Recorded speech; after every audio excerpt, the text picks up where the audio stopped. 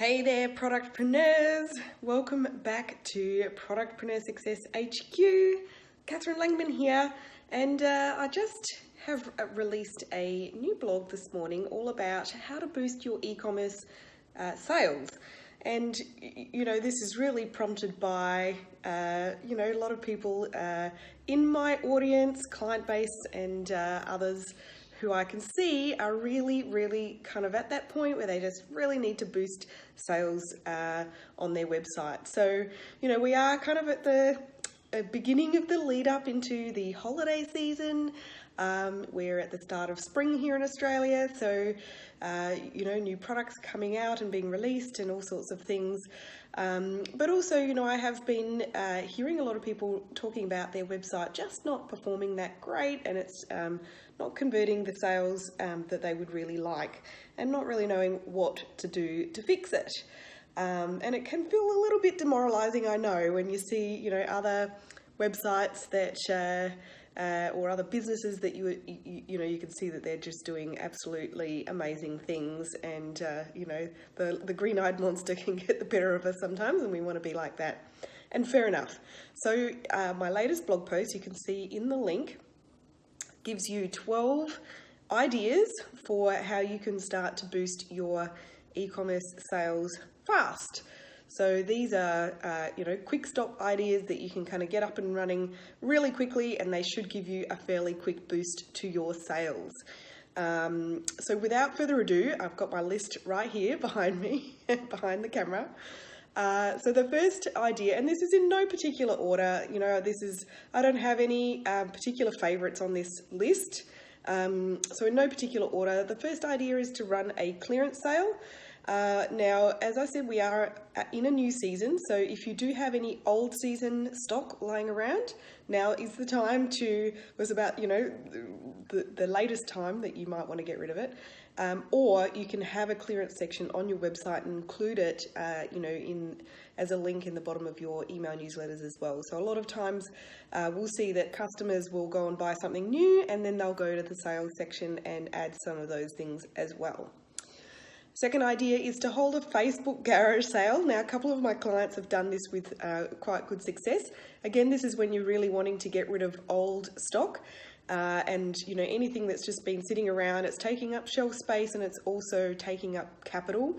So freeing up some cash from that stuff would be ideal. So generally speaking, you don't expect to make huge amounts of profit on a garage sale type event. It's to clear that stock and to free up that cash so you can spend it on something else that's going to sell better. And if you don't know how to run a Facebook garage sale, ask around. There's a few tips on the blog. You can head over there if you like, but also it's not really that complicated, so give that one a go. Another idea, not sale related, jump on Facebook Live and demonstrate a new product. Now, I know a lot of you don't love getting in front of the camera, but it doesn't have to be anything sort of schmick or super professional. You don't need any, fabulous kind of expensive video gear. You can just use your iPhone, which is what I'm doing now, and, demonstrate a new product. You don't even have to get in front of the camera if you don't really want to. But video is absolute king these days, and video consumption on social media is on the increase. And I have definitely seen clients of mine sell new products really quickly by showing them off on Facebook Live. Collaborating with an influencer is another one that's really great. I'm going to have to swap hands here. It's not a new thing to collaborate with an influencer. This is a strategy that's been around for a while now. But where it works is if you are, it needs to be something that you do sort of several times. So it's not like a one-off type thing that you work with one influencer and then, expect that to be an overnight hit of sales success. So try and kind of make it a regular monthly thing if you are going to give that a go. I have had clients see about 30% spike in sales from regularly, on a monthly basis, working with some good quality influencers that share their customer base.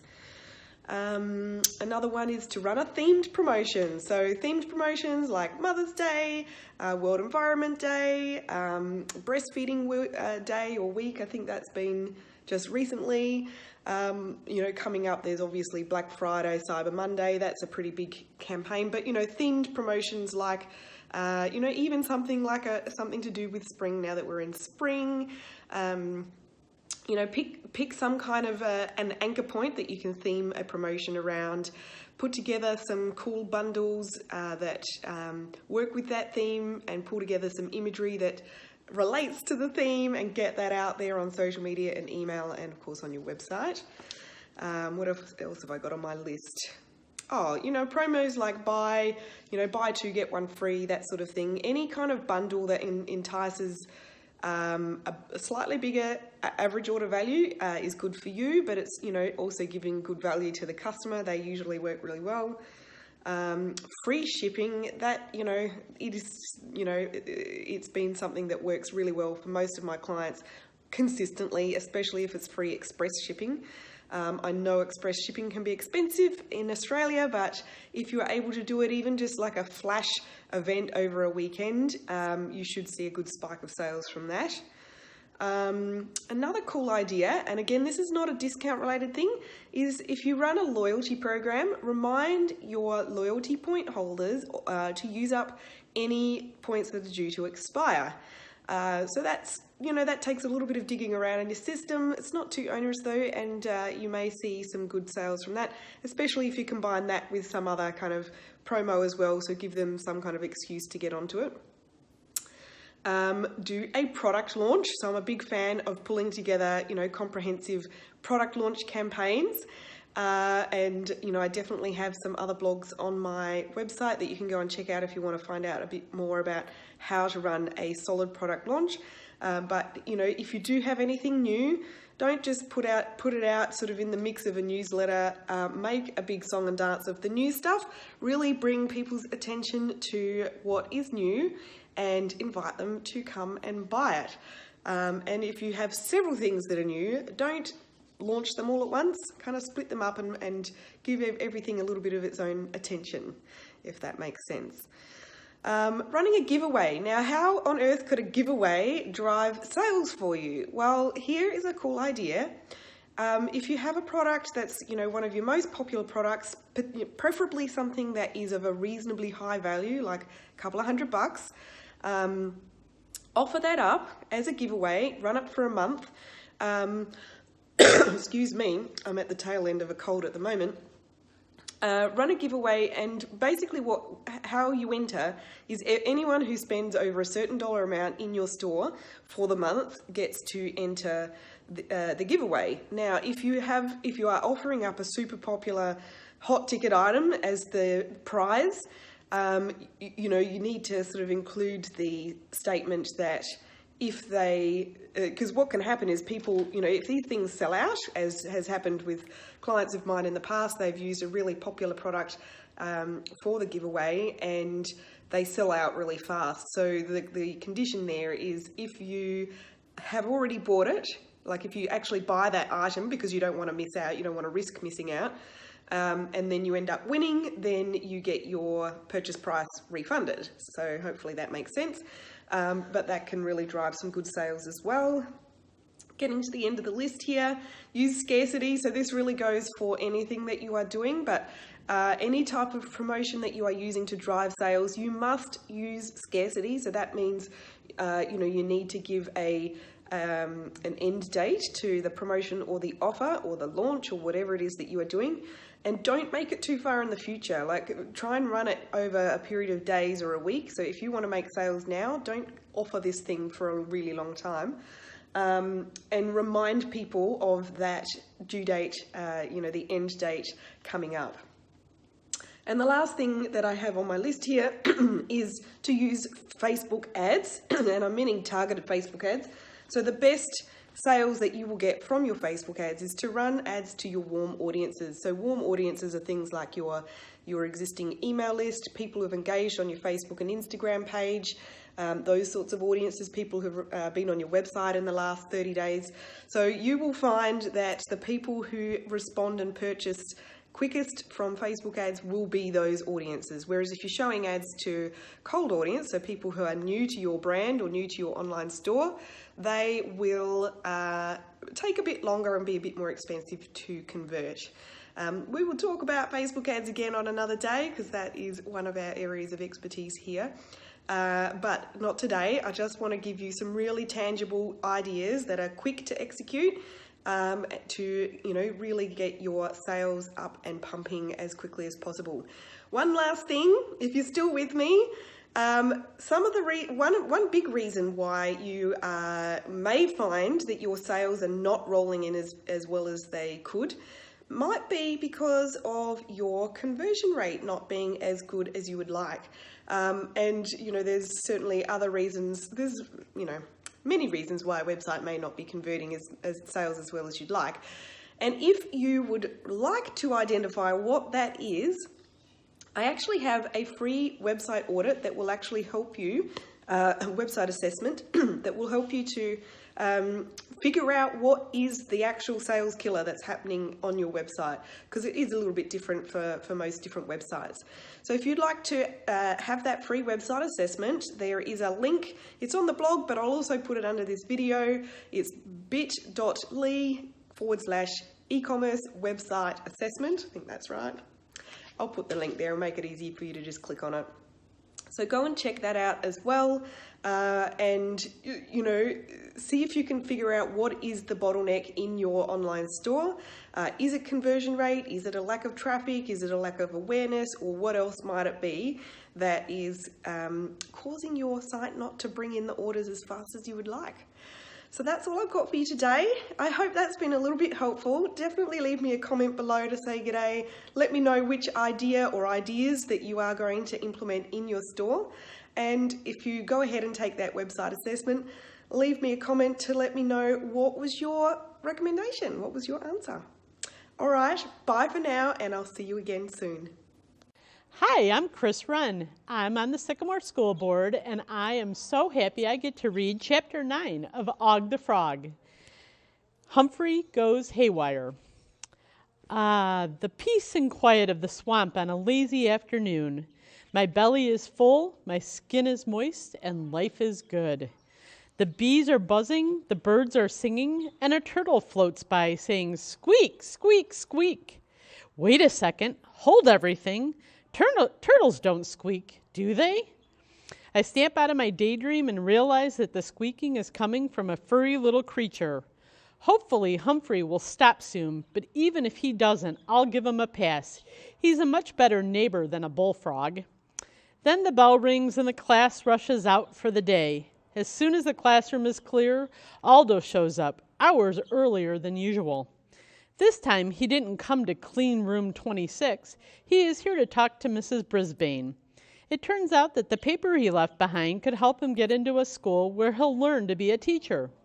The little guy quiets down long enough for me to hear Aldo tell her that he's not sure he can be as good a teacher as she is. I wish I could tell him no one could be as good a teacher as she is. She says something about coming in to teach our class, and Aldo says yes. Thank goodness he listens to Mrs. Brisbane. Like I said, everybody should. I can't hear the end of their conversation because Humphrey lets out a stream of enthusiastic squeaks. Luckily, he's quiet once the humans leave the room. That gives me time to think about how hamsters are so much more complicated than frogs. To a frog, life is simple. Try to find food and try not to get eaten. Take time to smell the water lilies, sit on a rock and think. Float, doze, be.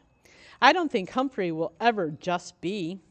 The next morning, Mrs. Brisbane calls on the big Tads to give their reports on a very interesting topic, the differences and similarities between hamsters and frogs. My guess, there are 0 similarities and 1,000,000 differences. I'm not wrong either. Garth's report explains that Humphrey is a mammal. Humans are too. Mammals give birth to their babies. Then Mandy explains that amphibians like me are hatched from eggs. I don't appreciate the alarmed squeak from Humphrey. An egg can be a very cozy place.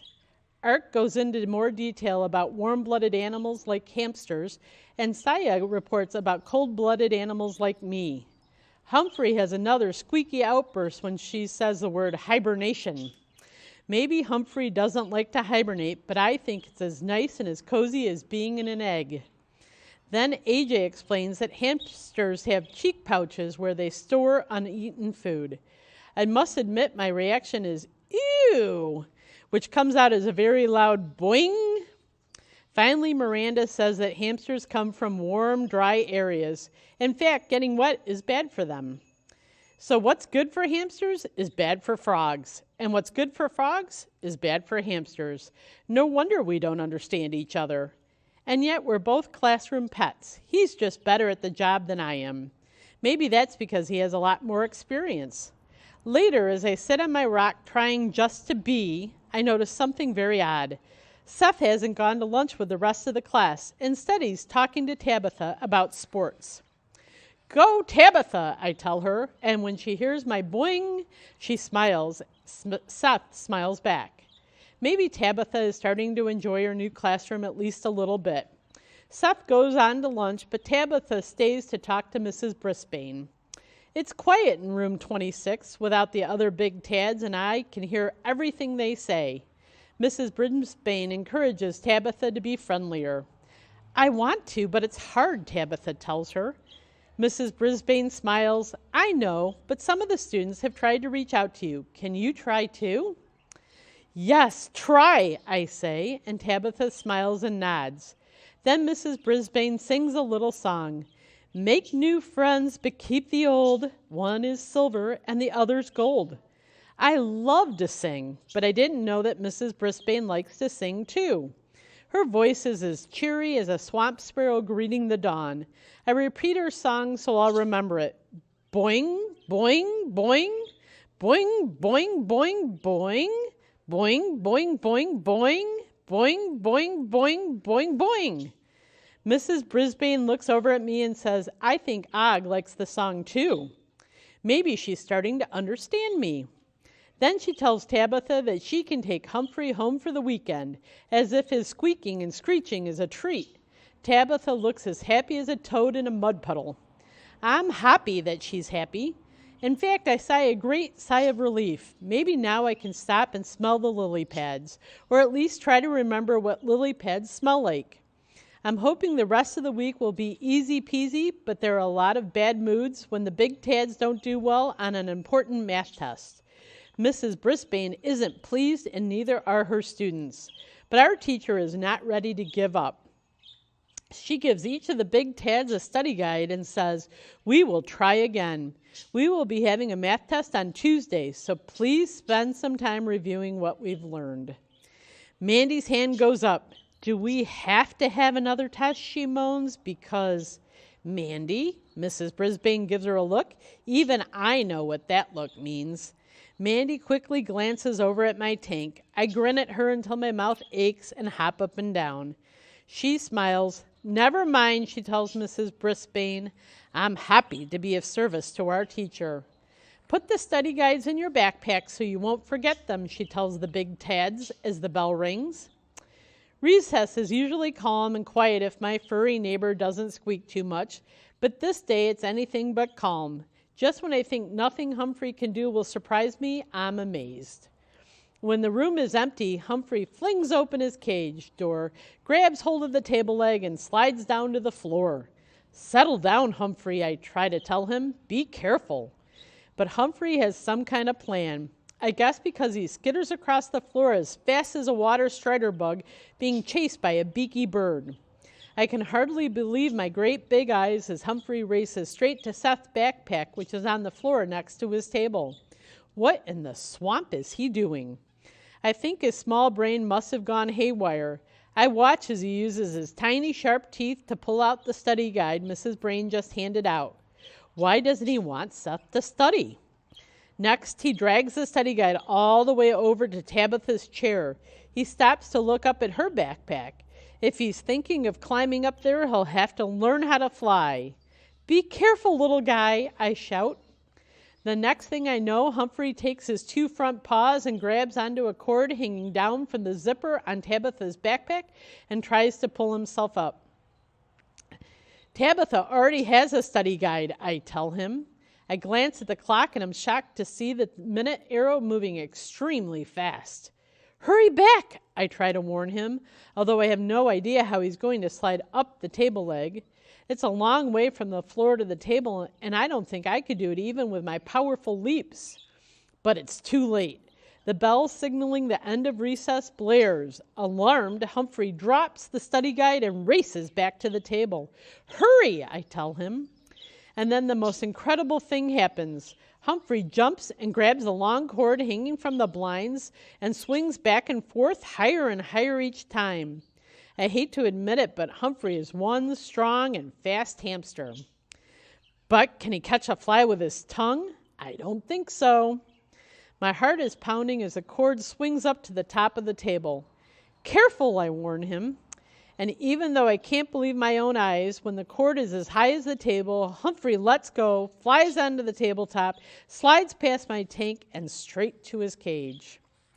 He pulls the cage door closed just as Mrs. Brisbane enters the room.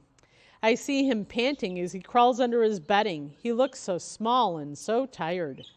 Way to go, I tell him. I really hope he understands me. Mrs. Brisbane looks around the room. Why is the cord swinging like that? She asks aloud.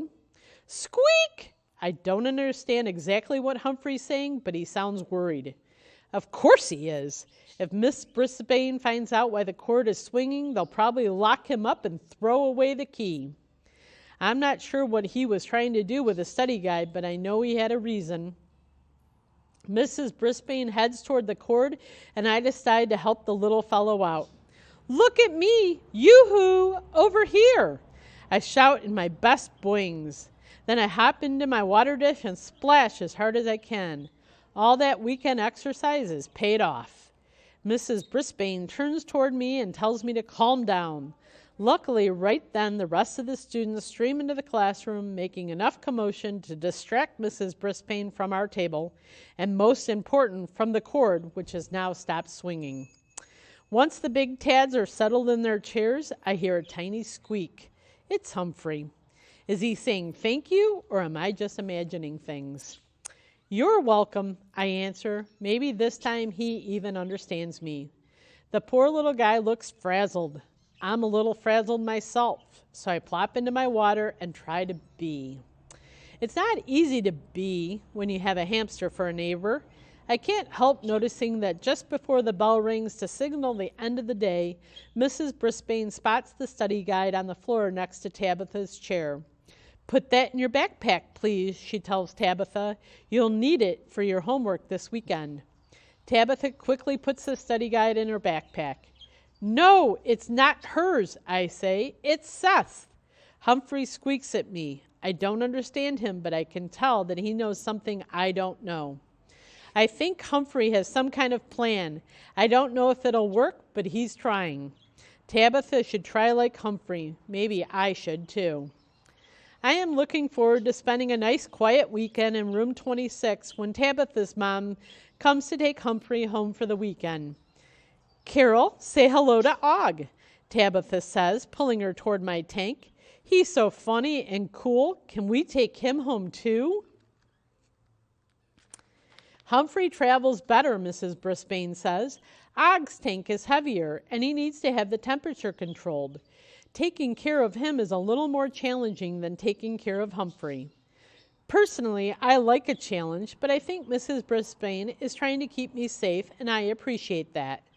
It's been a thrilling day, even more exciting than a water moccasin wrestling match back in the swamp. But I'm surprised to see that Humphrey looks a little sad as he's carried out of room 26. Is his squeak a goodbye to me, or is it a thank you? Thanks for reading with me today. Stay tuned for the next episode of Og the Frog.